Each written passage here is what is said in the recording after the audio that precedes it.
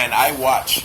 Let's say I watch the president just go and throw paper towels. I'm not confident that if I invest my company on this island, that the federal government is going to be there to back pay me. Right. I got all this equipment. I got all these people. All I need is a ride down to the island. But when I see the guy in charge going, then I'm not, because I don't want to go in the red. I want to help people, but I don't want to lose my livelihood trying to help people. You know what I mean? So how you say things matter. If you're the president, or if you're a general, or if you're a leader, and you say, "Hey, this is horrible. We got this." All sorts of a million other little things in the background starts happening. Companies start going, "Oh well, the country's behind it. I can take my little power company down, and I know the government's gonna, take care tighten me up for what I'm investing." So my issue isn't that things would have got done so much faster. My issue is that there's a way you say things, and as a veteran, I remember I've had both. I had the generals that say, "Sorry guys, we gotta go back to Iraq. This is gonna suck." And I'm like, dude, you got teenagers that are keying in off of you. And then I've had generals that say, "Hey guys, I know we just got back. We kicked ass last time, and we gotta go kick some more." And yeah, you don't want to go back, but that's a whole different thing. You feel when that guy finishes part talking, of the team. You feel like we could do this, and that matters at war, bro. So a hurricane like Maria, it's a war. It's a war. I walked out of my front door in a strange place. I'm going, holy crap! It's a different world than when you went behind the door. The motivation, like part of leadership is motivating people and getting the machine going. And as far as that making things move faster or slower, no. But I think it would have activated a lot more people that had ideas and that had support. So this happened, right? And these are Americans. Your community around you, right? Mm-hmm. How did that strengthen your community? Well, we felt like, we're already on an island, so there's always this feeling of isolation. Like, hey, if I don't have it, my neighbor has it, or their other neighbor has it. But we knew at that point that, okay, this is going to be a lot of heavy lifting on our part. So we had to help each other. I mean, I took my Mini Cooper and put a tow hook on it and started dragging trees out of the road. So how did that change the politique a year and a half later? How did it change what? The politics of the community. Are people like stepping up? Because Americans aren't stepping up. People are stepping up, and like I tell people, I go, it usually takes a catastrophe like this for people to get smarter. I mean, there are people on the island with a house that was built in 1950, this little square concrete with 6 other rooms, additions made out of wood. You already knew what was standing after Maria. Nothing. Just the little initial part of the house. If that. Right. Yeah. If that. If that. So. People are getting smarter and building better, but not so much. I'm talking about more the political, meaning people saying, okay, because what's really upsetting is that how many people felt Puerto Rico wasn't part of America, that those people weren't American citizens. It's not even that. I have my Puerto Rico ID right here in my pocket. And I'm from Atlanta, Georgia. So when I'm in the States, like now, and I go buy a beer, and I show them ID, I have literally had situations tell me, "Oh, we can only sell beer to citizens." And I go, first of all, if I'm from Japan visiting Atlanta, I can have a beer when I get here? Like, first of all, that don't even make sense. Second of all, the only thing you need to be worried about is my age. And I'm old enough to have a beer. You're definitely old enough. You know what I mean? So, and it's just sad. It's like, you don't even understand. Like, that makes zero sense. So first of all, Puerto Ricans are citizens. That's the first thing. Yes. They're Americans. They're Americans. That's the first thing. Yeah, they're Americans. Second of all, even if you were talking to someone that wasn't a citizen, they can still buy beer if they're old enough. Like if someone comes from China to visit Los Angeles, they can have a beer when they get here. So that is an amazing example of what prejudice is, because prejudice, you know what prejudice is? It's stupidity. It's nothing to do with race or anything. It's stupidity. Not having information. If someone says, "Oh, you're just ignorant of that," I don't take offense. I'm like, "You're right. I don't know."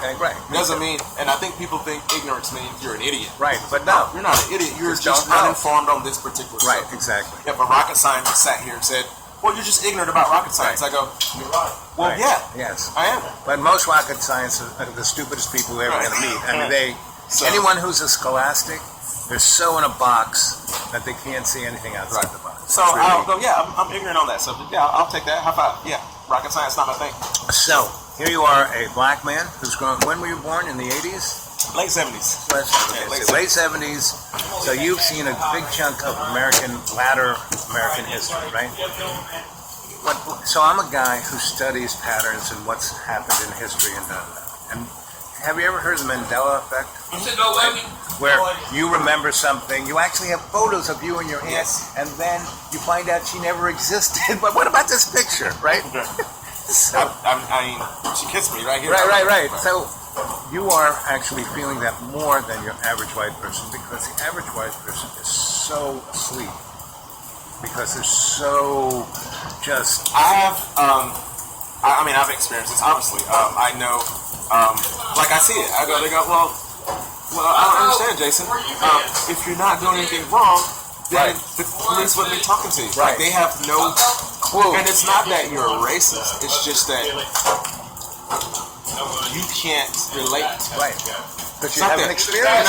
You're not racist. You're unrelatable. Right. You have an experience. Now, a portion of that is not your fault. Right. Because you will never have the experiences I have. Right. Because we don't look the same. And another... But not having the experience is a different conversation than not putting yourself or attempting to put yourself there. Right. Do you think people that look like me and everybody that looks like me just decided to make up some shit and agree about it?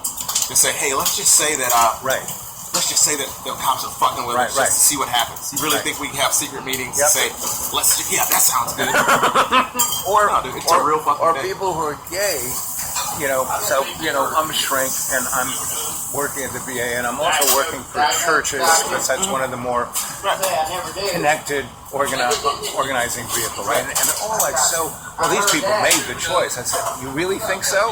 No, I don't think. No. Come on. Choices are being made. Who in their right mind would choose to be gay? And then first of all, if they did, big deal.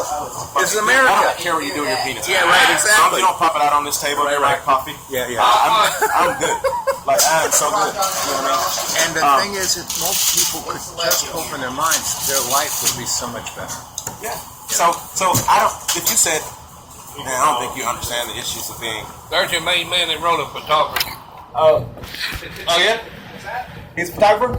Newspaper. Oh, good stuff. Yeah. If you said, Jason, you just don't understand how hard it is to be a white guy in America. Right. I have to say, you're right. Yeah. I have to say, but you know what I would say? Tell me about it. Right. And that's why what's really interesting I wouldn't say is this town has all of that within the confines of the city. What's this? Is this coffee? Yeah. Oh, okay. You put milk in it, or he did. Oh, no. Okay, that's good. Good stuff. So, and that's what's that's really good. what I like about. Yeah, they have good coffee here. That's why and this place is. How long has this place been open consecutively? Like since 1930. Yeah, 1930. They never closed since 1930. Wow, that's good stuff. And you need to come here at like 3 in the morning. It caught my eye because I was walking by. Because that's when the extraterrestrials show up. Okay. And you know what this guy needs? He needs one of your stickers. You need a sticker. Yeah. So yeah, man. Like, you don't have, like I've literally watched watched white people on like MLK Day. Right. Post that this is so dumb. Right. And I go, I think Chris Rock said something like, dude, you get to be off work. You don't have to go have a barbecue with black people. Yeah, just not go to work. Yeah, right. You're complaining against your own best interest. Your best interest. How about we just get a day off? You don't have to go buy chitlins or whatever. Right, you know what I mean? Exactly. Just don't be at work. And Jewish people don't get upset about Christmas. You are so far gone. Right. You're like, well, no. Fuck that. I'd rather go to work. So just so that none of these people that look like that. But what's interesting is that, so I live in a part of Tennessee that is probably one of, I live in a 200 square mile of super Appalachian poverty. The babies have extended stomachs like in Africa, right? And surrounding it are cities like Johnson City, Bristol, and Boone. Super white, Boone. Affluent. And there's no black people. I came out of Walmart's, and this lady tried to run these two elderly black men down who were dressed nice and got out of like a nice car. And they were PhDs who were going to the college. To ASU. Right? And I kind of got in her face and then, made her get out of there, stop trying to run them over, right? So I walk over to them, I said, guys, congratulations, you're the only two black men in a city of 120,000. Right. I can tell. I've been to building, and I can tell. It's like, hi, sir. And which is interesting since it's college town. You'd think that it wouldn't be that shock factor. But the other side of the coin of those kids. So I live close to it, and I have to drive to Boone to make a phone call. And the IHOP is my office. And I've read everyone, I read people, so I'm like the IHOP shrink, right? So manager, the owner, everybody loves me. And even when the place is whacked on weekends, they have my little table waiting for me, right? And they know what I want, so they just bring it to me. So anyway, so IHOP's very strange. Most of the day, there's nobody there. Saturday and Sunday, the thing is like mass. So they make their money. I don't understand why, but anyway, so I'm in there, and the kids come in. So these two girls come in, and they got rainbow hair, and they're they're hugging each other right there in IHOP. And I go, oh, isn't that so sweet? You kids are just it's young love, and so instead of being and then I go, so do you go to school here? Of course I go to school here, And so what are you studying? One girl goes, oh, I'm studying ancient Greek philosophy. Oh. So I said, so what do you think of, because they're pretending to be gay, I say, so what do you think of Plato's treatise on love, Eros and that whole thing? And she said, who's Plato? And she said, Junior. She's about to graduate. Yeah. Right? It's like, what? Stop. Time out. Stop. And all those kids are that way. They're like, mind dead. It is, and I'm not that old, man. I'm 39. I can definitely see a shift from when this thing showed up to before and after. The epitome of it is this. I log on to Facebook, and someone has posted, hey, are there any cheeseburger joints near me? So first of all, if you're posting this, you're either on a laptop or some kind of device. Which you can Google. They Google. So, second thing, where are you? Right. Should your 900 friends just know where you are? Right. Just because you live in Chicago doesn't mean you're in Chicago. Right. Third, in the time it took you to post that, you could have hopped on Google, hit Google Maps, hit the blue crosshairs, and hit Explore near me, type in cheeseburger. Right. It's sick. When I was in school and I had to do a report, I had to go to the local public library. Right. I found the lady with the weird glasses. Right. Tell her what I'm trying to do.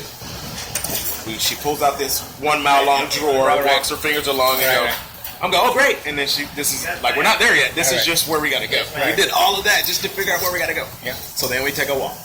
And we're in this section, but the book isn't there. Like, it's not here. She's like, hold on. It's somewhere near here. Yeah. Oh, somebody put it back in the room. Exactly.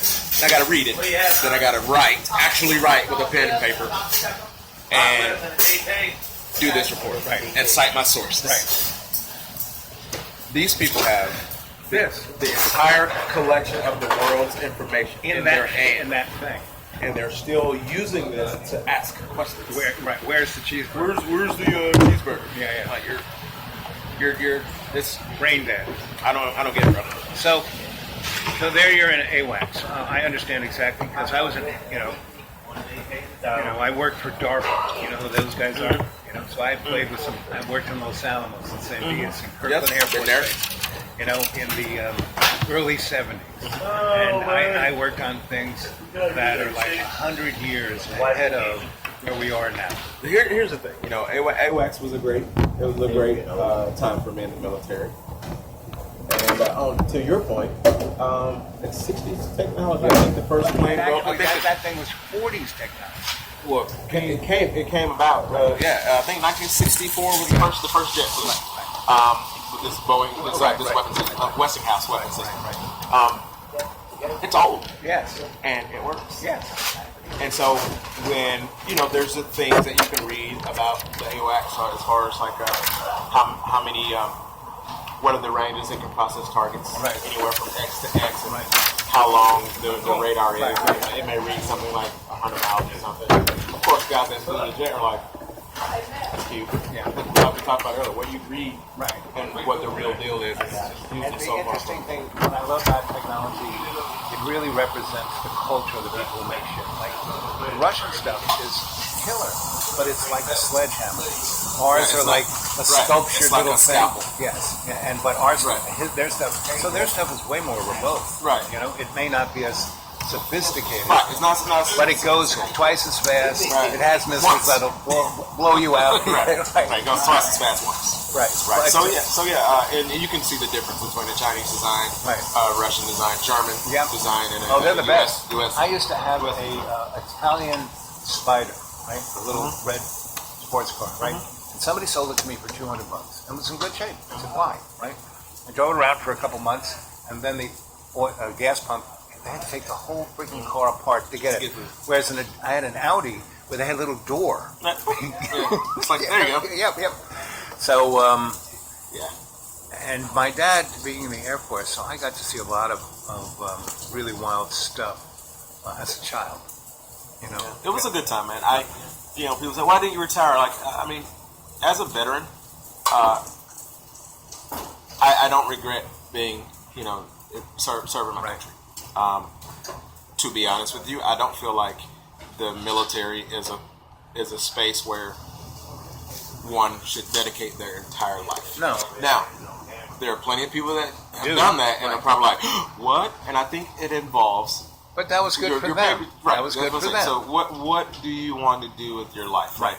If I served with a lot of people that they're like, Jason, if it wasn't for the Air Force, I would be dead in a ditch. Right. That's why I'm still in. Right. And you've been out all this time, and I'm still in the uniform. I get it. And it depends on what you have going on. Right. And you. Everybody's different. And you. Right. Listen, dude, they are super now, when patriotic. you went through basic, right? So, there I am, a shrink in VA, and I saw how the military. Did you ever see the movie Full Metal Jacket? Right. And basically, they destroy the individual and then turn it into a killing machine. And build them back. Now, people like Marines and the guys on the ground, they do that the most to. The other guys like you, who have to be a little more sophisticated, not so much. And the guys in the Navy, that's the other thing. Navy, you got some sick technology. All the services do, man. Yeah, we're. It's some stuff that blows your mind. I mean, they're the guys. Can't always talk about it. Donnie just talked about, I'm going to have a Space Force. Well, they already got one out there. I already have a Space Force. Right. I work there, Air Force Base. Right. I work there. And the Navy is... Colorado. Yeah, the Navy's got the boats out in space. They basically took their submarines and put them out there, right? So it's interesting to... That's why all this geopolitics and crap almost doesn't matter, because the technology of that time, of today, I mean, no matter what people do, it's what we do with our caveman technology right now. Listen, dude, there's a guy. Like Saudi Arabia. I mean, they're using... Bob Lanzar. Right? You take Bob Lanzar. I know Bob. Still around. He's selling weird things on his website. And he's a smart guy. Bob Lanzar commanded a salary when he was at Area 51. Right. For in his day. Right. Higher than anybody else. It was like 1% of the people were earning this salary working for the government. Right. And he's got to cancel checks. So the fact that the government's play was to discredit him was a joke. Was a joke. Like, well, you guys have been paying him how much? Right. For how long? Right. So he's an idiot now. Right. Bob Lazar is one of the smartest guys that ever walked, dude.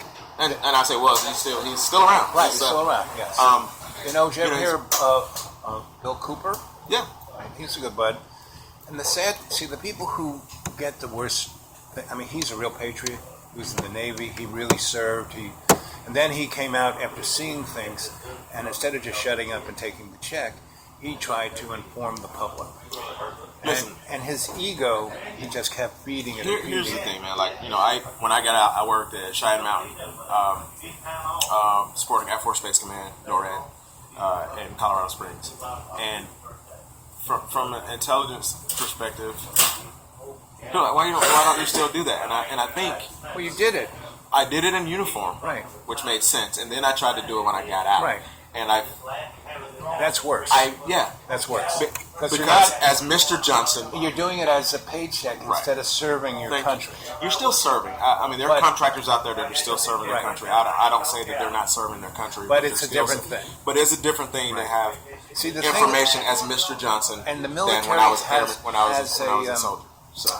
Has a etiquette that is true blue. Meaning, I think the military is one of the best institutions our country has.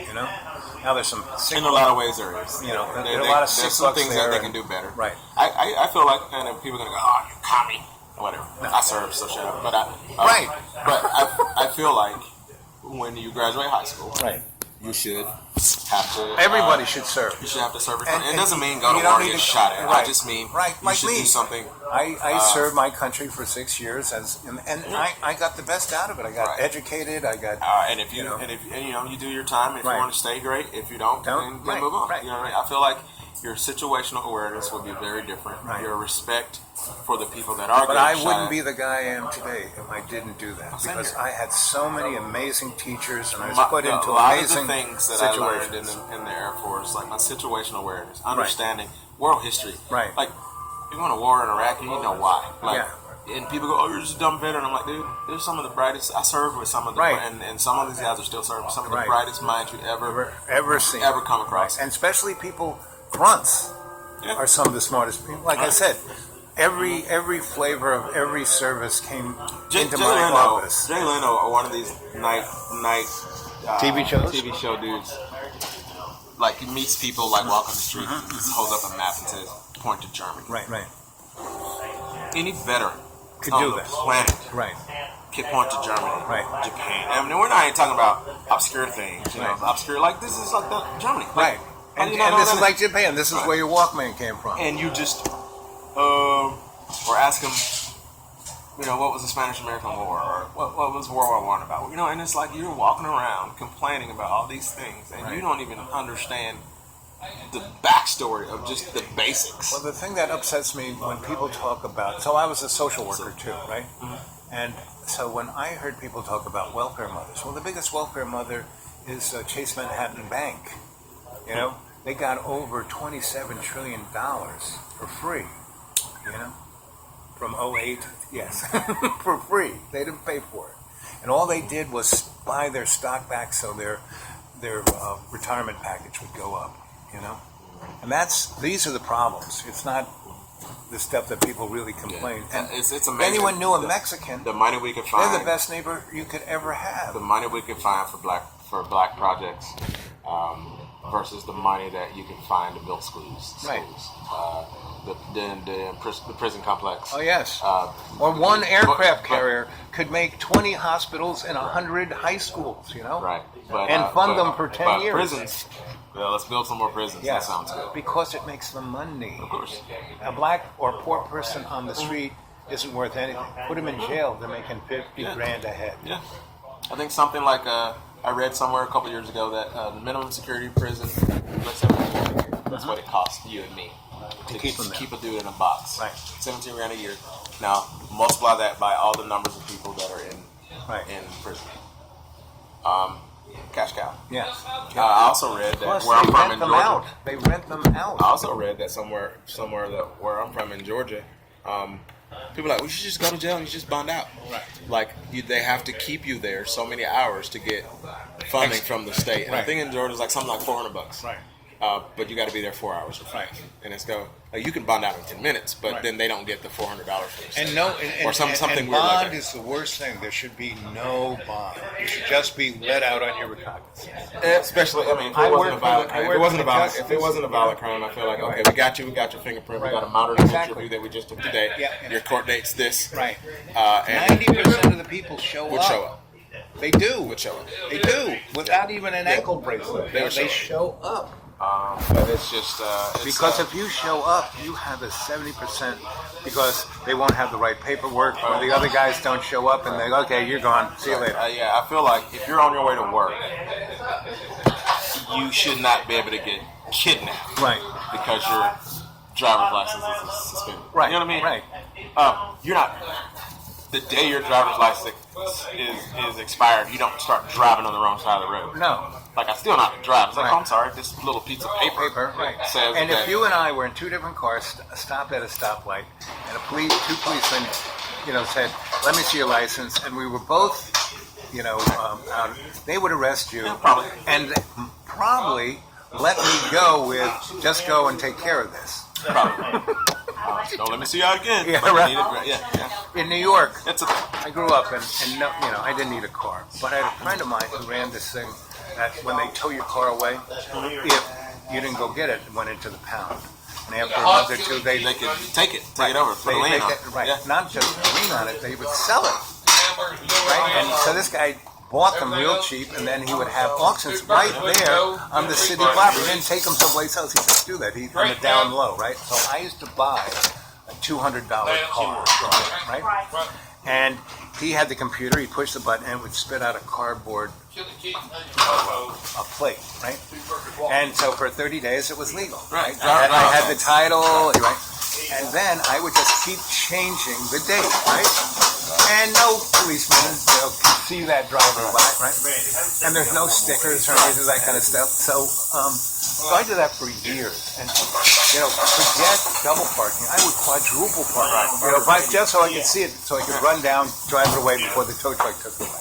But if it did, who cares? It was a $200 car, and I've been driving it for 6 months. So we're even. You're in agreement. One time, I had to get someplace quick, so I went down a one-way road the wrong way. On purpose. And then I did like 4 illegal things, and then stopped at a stoplight. The cop who saw it just strolled over to me and goes, "Son, pull over here." He goes, "Let me see," and he says, "Let me see your license. Don't have it. Let me see your insurance. Don't have it. Let me see your insurance. But don't have it. Let me see." And he just went through all the things he wanted to see, and I said, "But I do have a title that shows that I didn't steal this car." And he So goes, you're definitely gonna give me for stealing. so he goes, "Just get out of here. Don't let me see Don't let me, because there's so much paperwork. I don't even want to do it. I don't want, I'd be doing this for a week. Just fucking Just go on. go. Yeah. Cash on me, but Oh, cash on? Yep. yeah, they kid. That's why they've been working for since 1930 something, 24/7. Well, it's been a pleasure, Yes, man. It's been great, man. and I'm going to put this up on my little YouTube. Oh, that's fine. That's fine. What about you, buddy? So that's here we are at Texas Tavern having a cheesy western and a cup of coffee. And this is what you can do every day and every way. You can run into people and have a great conversation. And nobody, jumped in our face. We were as public as you could be, and everybody was cool. So we're all citizens. We're all family. Okay? So I'm going to put this up as soon as I can. And then tonight at 7, I'm going to do it. Okay? Look up there. You had a hot dog? I had a hamburger,